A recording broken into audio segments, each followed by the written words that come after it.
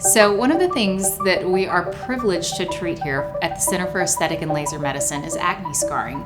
You survive the teenage years, but yet you're left behind with the marks. Typically we see this on folks' cheeks, forehead, sometimes they're pigmented, sometimes they're just indented.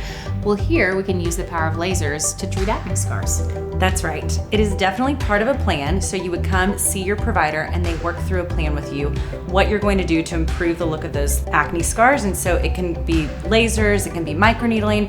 But like Dr. Holman said, it is definitely a plan, a long-term plan, and we can help you improve the appearance of your acne scars. It's pretty impressive. Utilizing some of our most powerful lasers, we can make a significant difference for folks in something that's been almost a lifelong problem for them. And I'm just thrilled that we have all of the tools in our armamentarium, be those topical treatments, microneedling treatments, all the way to the highest level of ablative fractional resurfacing to get you the best outcomes. And so they didn't get there overnight. It's a plan, like you said, but this is the place to make that plan.